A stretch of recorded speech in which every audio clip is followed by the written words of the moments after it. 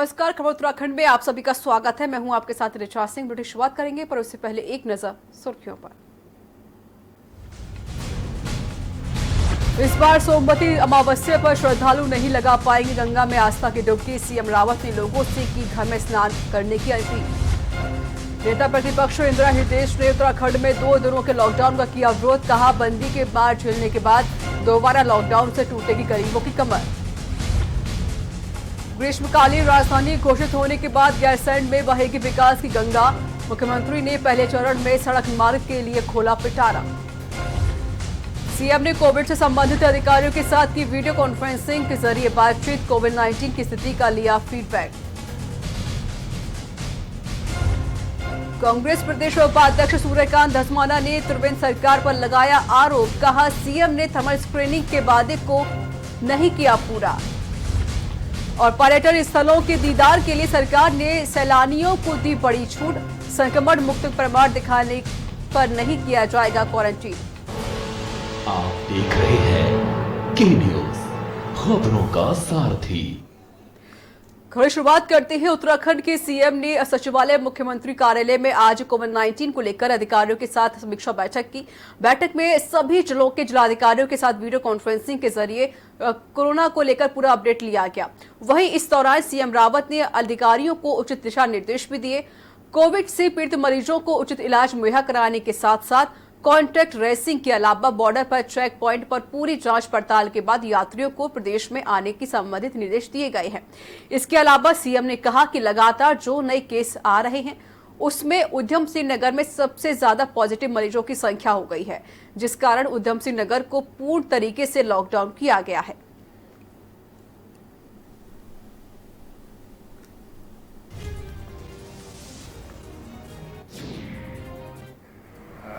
समीक्षा होती है और अनुभव जो आते हैं उनको शेयरिंग हो जाती है आपस में। सभी जिलाधिकारी हैं, जो चिकित्सा अधिकारी होते हैं, पुलिस के लोग होते हैं, ऐसे सभी लोग सामूहिक रूप से जो भी उन्होंने काम किए हैं और हर बार कुछ न कुछ नए तरीके हमारे जो संबंधित अधिकारी हैं वो अपनाते हैं। खबर देहरादून से है, जहां प्रदेश में 110 सेना जवानों में संक्रमण होने की पुष्टि से सरकार की चिंता बढ़ गई है। इस संबंध में मुख्यमंत्री त्रिवेंद्र सिंह रावत का कहना है कि लगभग 100 जवानों में पिछले 4 दिनों में संक्रमण की पुष्टि हुई है। इससे सुनिश्चित बड़ी ही चिंता की विषय है, लेकिन सेना की एक निश्चित ट्रैवल हिस्ट्री होती है जिसके उनके कॉन्टैक्ट ट्रेसिंग में कोई दिक्कत नहीं हो, फिर भी एक चिंता जरूर है। बड़ी चिंता का विषय है, लेकिन उसमें जो कहाँ से वो स्प्रेड हुआ है तो उसमें कोई दिक्कत नहीं है, क्योंकि देहरादून में 110 लोग जो सेना से थे वो संक्रमित पाए गए, जिनमें से 100 के करीब तो पिछले 3-4 दिन में आए हैं।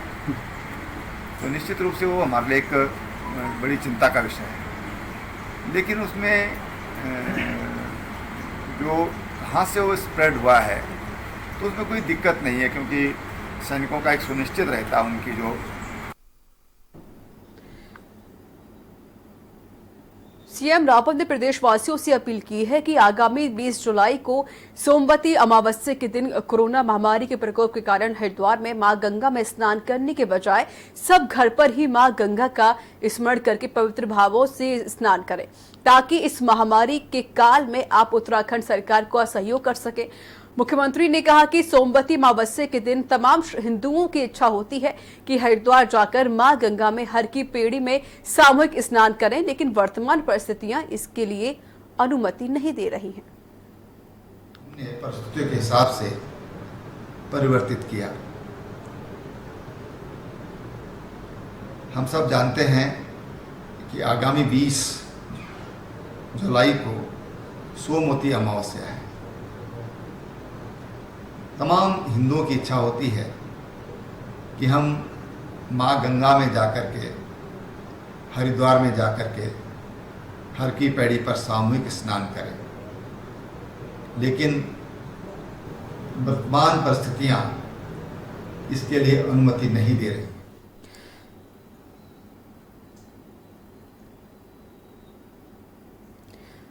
गैरसैंण को लेकर उत्तराखंड की ग्रीष्मकालीन राजधानी घोषित किए जाने के बाद अब गैरसैंण के विकास के लिए प्रयास भी तेज हो गए हैं। दरअसल गैरसैंण पर 2 लेन सड़क निर्माण बनाने की सैद्धांतिक सहमति केंद्र से मिल गई है। मुख्यमंत्री ने इस बात पर केंद्रीय सड़क परिवहन मंत्री नितिन गडकरी से बातचीत की, जिसमें उन्होंने जल्द से जल्द डीपीआर भेजने के लिए कहा है। वहीं सीएम ने बताया कि सिमली से गैरसैंण और गैरसैंण से पांडवा खाल से रानीखेत, रामनगर, पिथौरागढ़ और बागेश्वर तक सड़क मार्ग बनाया जाएगा। और मैंने माननीय गडकरी जी से अनुरोध किया, मैंने कल भी उनको फोन किया था, तो कल तो बातचीत नहीं हो पाई थी।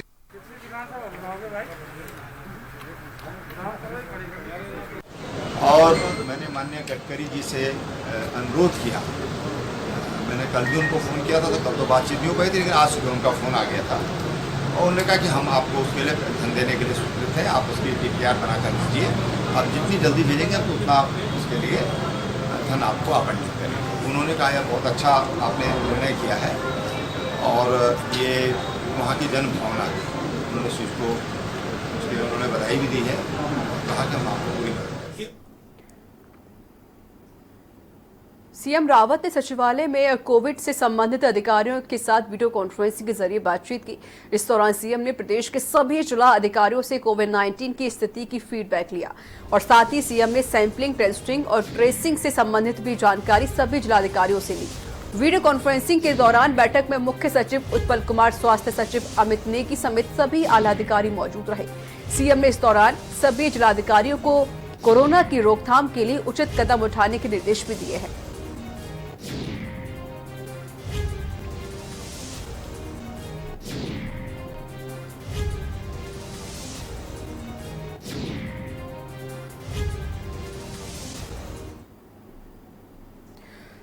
उत्तराखंड में अनलॉकडाउन 2 के बाद राज्य में पहले लॉकडाउन की घोषणा के बाद नेता प्रतिपक्ष इंदिरा हृदयेश ने शनिवार और रविवार को लॉकडाउन का विरोध करते हुए कहा कि सरकार ने बिना सोचे समझे स्टेट में लॉकडाउन की घोषणा कर दी है, जिसमें छोटे वर्ग के लोगों को परेशानी का सामना करना होगा। साथ ही उन्होंने ये भी कहा कि त्रिवेंद्र सरकार के कोरोना से बचने के लिए मेडिकल सुविधाओं का पूरा बंदोबस्त करना चाहिए। उनका क्रम टूट गया तो ये अचानक शनिवार इतवार को ही लॉकडाउन करके सारे कोरोना पे नियंत्रण हो जाएगा। सरकार द्वारा शनिवार इतवार को लॉकडाउन किए जाने के निर्णय के मैं पक्ष में नहीं हूँ। जो ठेले वाले सुबह रोटी कमाते थे और शाम को खाते थे, उनके बारे में क्या निर्देश है? नंबर 2, जैसे तैसे दुकानें खुली थी, 1-2 ग्राहक आने शुरू हुए थे तो उनका क्रम टूट गया। तो ये अचानक शनिवार इतवार को ही लॉकडाउन करके सारे कोरोना पे नियंत्रण हो जाएगा, ऐसा मैं नहीं मानती। और मैं नहीं जानती हूँ कि चिकित्सा में कार्य करने वाले विशेषज्ञ भी इसे मानते हैं। और यहाँ वक्त एक छोटे से ब्रेक का हो चला है। ब्रेक के बाद जल्द हाजिर होंगे।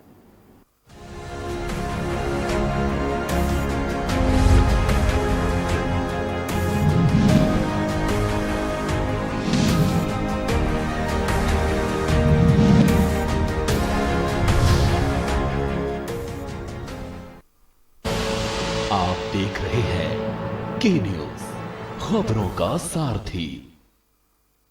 मुख्यमंत्री लाए हैं प्रदेश के युवा और उत्तराखंड लौटे प्रवासियों के लिए मुख्यमंत्री स्वरोजगार योजना। इस योजना के तहत प्रदेश के कुशल और अकुशल दस्तकार, काश्तकार, हस्तशिल्पी और बेरोजगार युवा कोई भी कारोबार शुरू कर सकते हैं, जैसे मुर्गी पालन, डेयरी खोलना, खुद का मिल्क बूथ शुरू करना, मछली पालन, ढाबा, रेस्टोरेंट, दुकान खोलना, ब्यूटी पार्लर आदि। इस योजना के तहत पात्र आवेदकों को राष्ट्रीयकृत बैंकों, सहकारी बैंकों और क्षेत्र ग्रामीण बैंकों से लोन मिल सकेगा। लोन पर सब्सिडी भी मिलेगी। मैन्युफैक्चरिंग क्षेत्र में अधिकतम 25 लाख और सर्विस सेक्टर में अधिकतम 10 लाख तक का लोन मिल सकता है। सीमांत क्षेत्र में मैन्युफैक्चरिंग प्रोजेक्ट लगाने के लिए 25 लाख पर 25% यानी 6.25 लाख की सब्सिडी मिलेगी।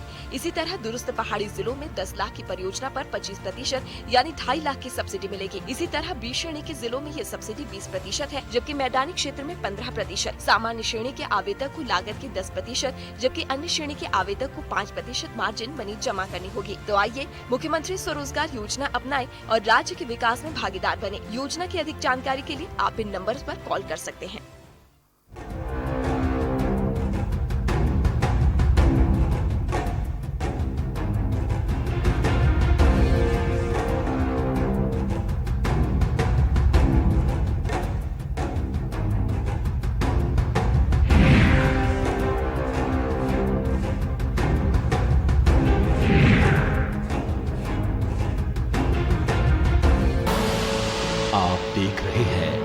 की न्यूज, खबरों का सारथी।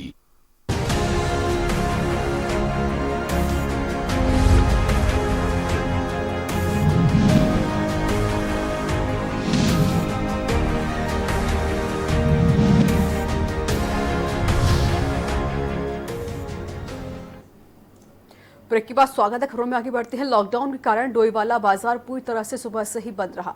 सभी व्यापारियों ने अपनी दुकानें बंद रखकर सरकार के निर्णय का जहां साथ दिया, तो वहीं कोतवाली पुलिस भी लगातार बाजार में निगरानी करती नजर आई। साथ ही लोगों से लॉकडाउन को सफल बनाने की अपील भी की गई। साथ ही लॉकडाउन के दौरान मेडिकल सेवा, दूध, सब्जी और होम डिलीवरी की दुकानें खुली रहीं। डोईवाला में सुबह से सड़कों पर वाहनों की आवाजाही भी बहुत कम दिखी।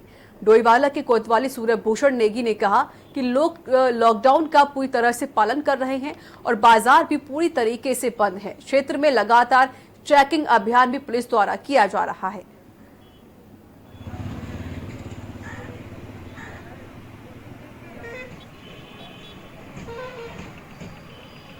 कोरोना के जो मामले हैं, पॉजिटिव मामले काफ़ी ज़्यादा आ रहे हैं जनपद देहरादून में। इसलिए जो है अब ये देखा जा रहा है कि लोगों को कहा जाए कि मैक्सिमम लोग जो है कम से कम घर में बाहर निकले और सोशल डिस्टेंस का पालन करें।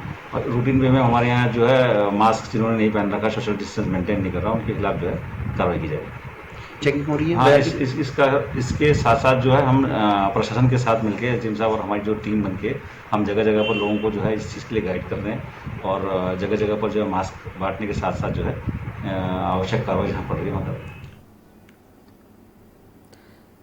सीएम रावत द्वारा कोविड के चलते शनिवार और रविवार को लगाए गए लॉकडाउन का असर बाजपुर में भी देखने को मिला है, जिसके चलते व्यापारी भी सरकार के आदेश का पालन करते हुए दिखाई दे रहे हैं। बता दें, प्रदेश के मुख्यमंत्री ने कोविड की चेन को तोड़ने के लिए प्रदेश के 4 जिलों में प्रत्येक शनिवार और रविवार को लॉकडाउन लगाने का निर्णय लिया है, जिसके चलते बाजपुर में भी व्यापारियों ने अपने प्रतिष्ठानों को बंद रखकर सरकार द्वारा लगाए गए लॉकडाउन में भागीदारी की है। व्यापारियों का कहना है कि सरकार द्वारा कोरोना वायरस के चलते लगाया गया लॉकडाउन बेहद सराहनीय है, जिसका व्यापारी समर्थन करते हैं। वहीं सीईओ दीपशिखा अग्रवाल ने बताया कि लॉकडाउन का उल्लंघन करने वालों के खिलाफ कार्रवाई की जा रही है।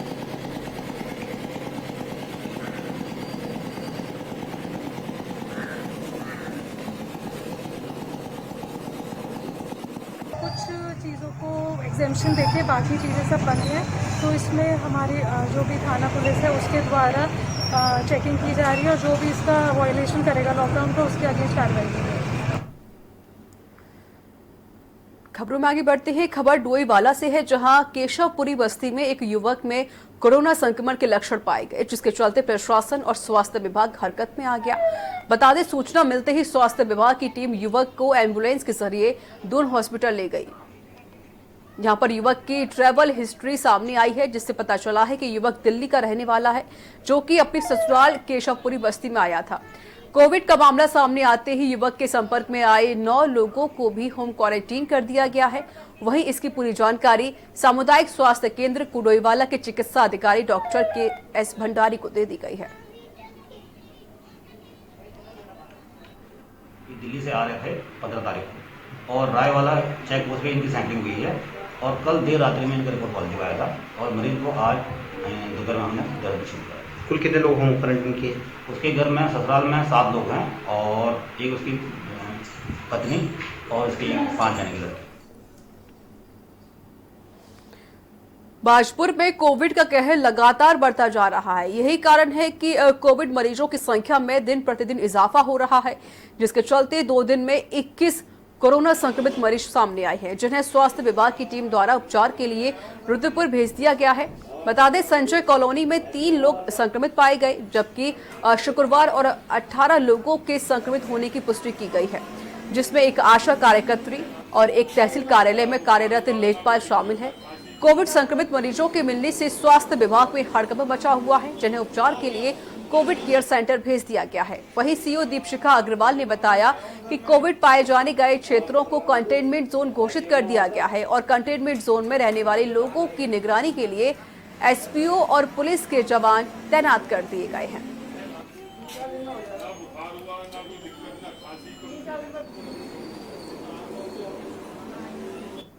कुल 5 लोग आज तक आए हैं पॉजिटिव, इसमें से 3 लोग यहाँ संजय कॉलोनी के हैं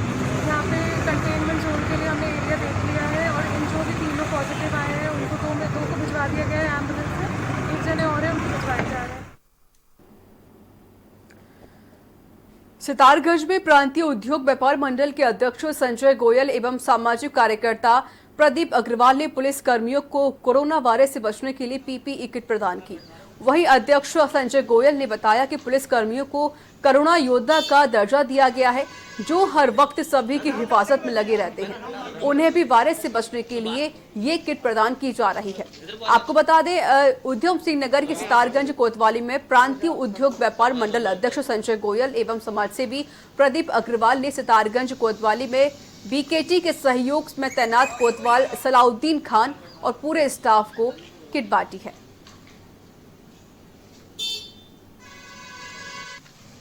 मैंने प्रदीप अग्रवाल जी साइकिल टायरों का काम है, इनसे निवेदन किया तो इन्होंने अपनी कंपनी द्वारा वीकेडी टायर कंपनी है, उसके ट्रैक्टर के टायर बनाती है, उसके द्वारा 10 किटें पीपी किटें हमें उपलब्ध कराई, जो कि हमारे यहाँ पर वर्चस्वशाली स्टाफ जो हमारा थाने का है, उन लोगों कोतवाली का, उन लोगों को क्या कहते हैं, हम लोगों ने ये जाके उपलब्ध कराई हैं। इससे कई चीज़ें हैं, जैसे एकदम जाते हैं पेशेंट को लेने, पीपी किट हो उससे बचाव रहता है। इसी सब चीज़ों को देखते हुए मन में सुझाव आया, फिर हम लोगों ने ये पीपी किट व्यापार मंडल के द्वारा लेकर दिया। और यहाँ वक्त एक छोटे से ब्रेक का हो चला है। ब्रेक के बाद जल्द हाजिर होंगे।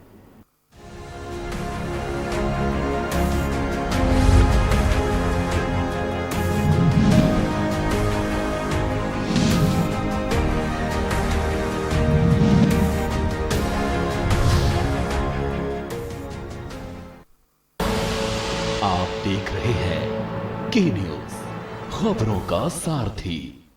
डेंगू से बचाव के लिए जागरूकता बहुत जरूरी है। आम जन की सहभागिता से डेंगू के खतरे को रोका जा सकता है। डेंगू से बचाव के लिए सबसे सरल उपाय डेंगू फैलाने वाले मच्छरों को पनपने से रोकना है। घर और आसपास पानी एकत्र न होने दिया जाए। पानी की टंकी, जल भंडारण की वस्तुओं को ढक कर रखें। सभी गुलदस्तों, पानी के बर्तनों और कूलर का सारा पानी सप्ताह में एक बार अवश्य पूरी तरह से खाली कर दें।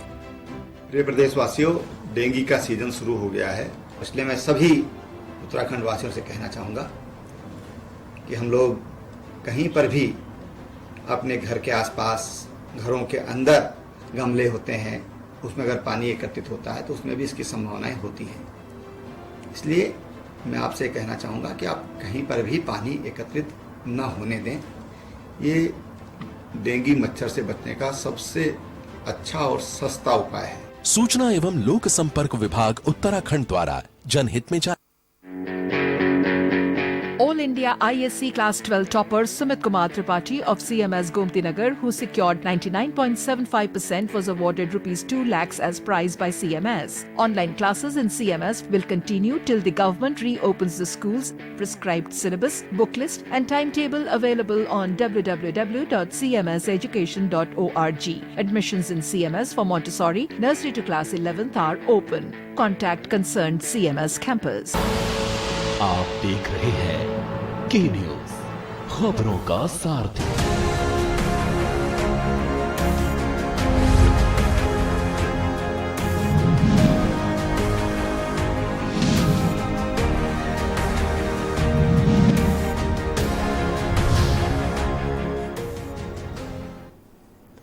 ब्रेक के बाद स्वागत है। खबरों में आगे बढ़ते हैं। खबर नैनीताल से है, जहां बीते एक सप्ताह में पुलिस लाइन में नैनीताल बीडी पांडे अस्पताल द्वारा किए गए रैपिड एंटीजन टेस्ट में रिपोर्ट पॉजिटिव आने के बाद पुलिस प्रशासन और स्वास्थ्य विभाग की टीम अलर्ट मोड पर आ गई है। स्वास्थ्य विभाग द्वारा गठित टीम नैनीताल स्थित पुलिस लाइन पहुंची, जहां पर स्वास्थ्य कर्मियों ने पुलिस लाइन में रह रहे पुलिसकर्मियों के घर पर जाकर लगभग 300 लोगों की थर्मल स्क्रीनिंग कर स्वास्थ्य परीक्षण किया। इनकी एज क्या है?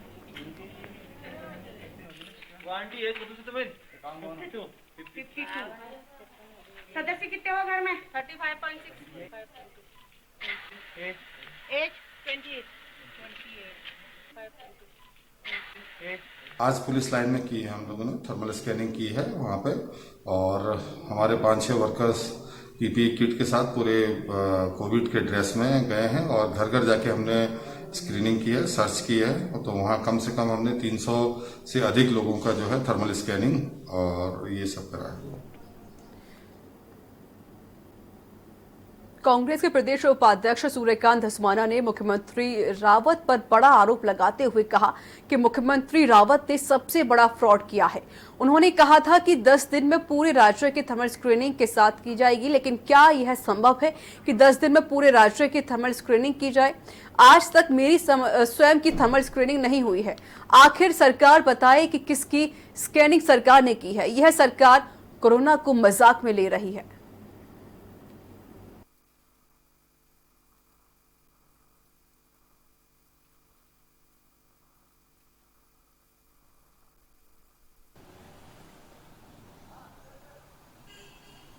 इसी पे किया था, बड़ा फ्रॉड किया। 10 दिन के अंदर पूरे राज्य को स्क्रीनिंग कर देंगे। आपको स्क्रीनिंग हुई क्या? आप बताइए। मेरी तो स्क्रीनिंग नहीं करी। किसकी स्क्रीनिंग हुई? किसकी स्क्रीनिंग आपने करी? आपने कहा 10 दिन के अंदर पूरे राज्य की स्क्रीनिंग कर देंगे। क्या तमाशा है ये? आप कोरोना को समझ रहे हैं कि इस तरह से ये कोई पॉलिटिकल मुद्दा थोड़ी है भाई, ये वोट का मुद्दा थोड़ी है। आप रोज नई नई घोषणा कर देते हैं, नई नई बातें आप बता देते हैं। कोरोना से लड़ने के लिए जो आपको नीति चाहिए, जो आपको तैयारियां चाहिए, उन तैयारियों को आप नहीं कर रहे हैं, उन पॉलिसीज को आप लागू नहीं कर रहे हैं। सिडकुल पुलिस व वन विभाग की बारकोली रेंज की टीम ने संयुक्त रूप से मुखबिर की सूचना पर अवैध रूप से लाई जा रही थी, जिस पर कार्रवाई करते हुए करीब 30,000 का अवैध सोख्ता बरामद किया गया है। साथ ही मौके पर चालक के फरार हो जाने के कारण माल के मालिक का पता न लगने के कारण अज्ञात के विरुद्ध अपराध दर्ज कर लिया गया है।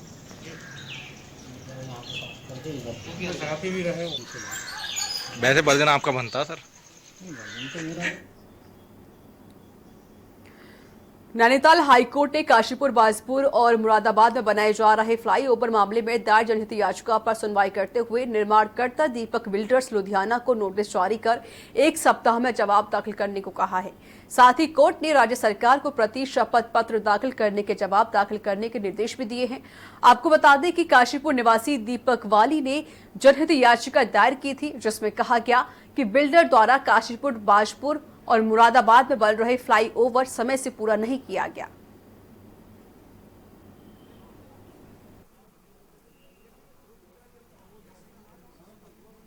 मामला था जो ये अपना हाईवे बन रहा है, जो काशीपुर और बाजपुर और मुरादाबाद और रामपुर, इन सबको कवर करेगा ये ब्रिज फ्लाईओवर।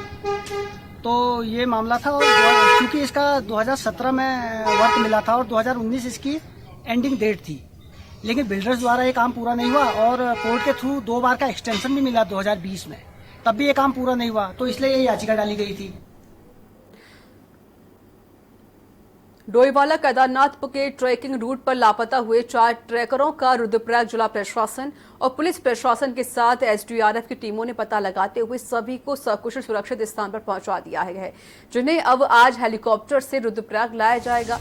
ग्राम प्रधान त्रिजुगी नारायण ने बताया कि ट्रैकिंग रूट पर लापता सभी 4 ट्रैकर इस समय तोसी गांव के शांति प्रसाद के घर पर पहुंचा दिए गए हैं। लापता 4 व्यक्तियों में से एक ट्रैकर जितेंद्र भंडारी से हुई फोन पर वार्ता के बाद पता चल रहा है कि सभी ट्रैकर सकुशल हैं और रास्ता भटकने का कारण ट्रैकिंग रूट से अलग दिशा में चले गए थे।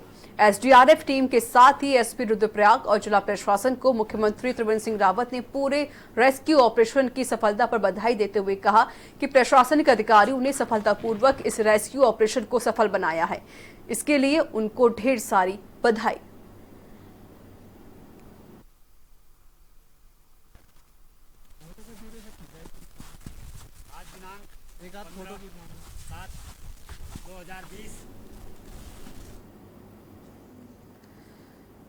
बारिश और हाईवे का अब तक क्या कुछ अपडेट रहा है, आइए आपको दिखाते हैं। तो राज्य के सभी जनपदों से ली गई सूचना के अनुसार कुमाऊं और गढ़वाल रेंज में मौसम की स्थिति सामान्य है। कुछ दिनों में हल्की बारिश हो रही है तथा अन्य में बादल लगे हुए हैं। यमुनोत्री राजमार्ग उत्तरकाशी में पाली घाट पर बंद है। चंपावत में टनकपुर चंपावत मार्ग स्वाला और कुठोल के पास बंद है। पिथौरागढ़ में तवाघाट, तांगला, गुंजी, कुट्टी और मालपा बूंदी बंद है। पिथौरागढ़ तलमुनसियारी मार्ग रातीगाड़ और हड़िया, तवाघाट, सोबला, तवाघाट, पांगला और पिथौरागढ़, चमोली, गुलाबकोटी लंगसीक में अवरुद्ध मार्ग खुल गया है। तो इसी के साथ उत्तराखंड की खबरों में इतना ही। नमस्कार।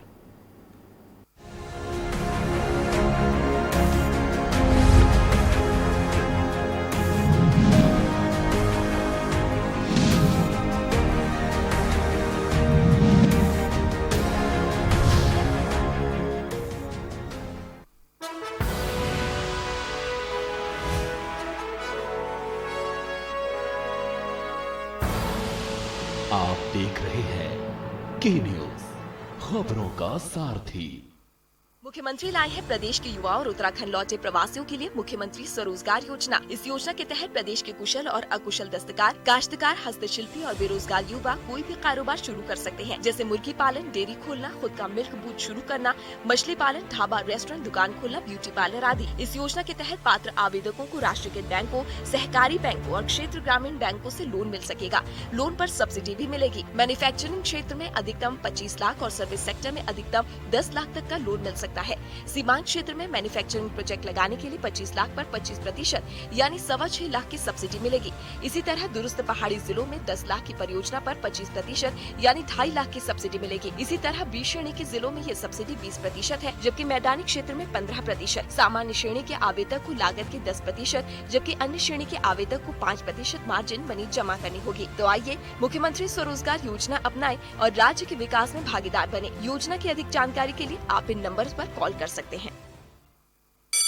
Mount Litra Z School, Unnao, #1 in academics, #1 in sports, best teachers, best result, smart classroom, best transport facility, world class infrastructure के साथ Mount Litra Z School, Unnao।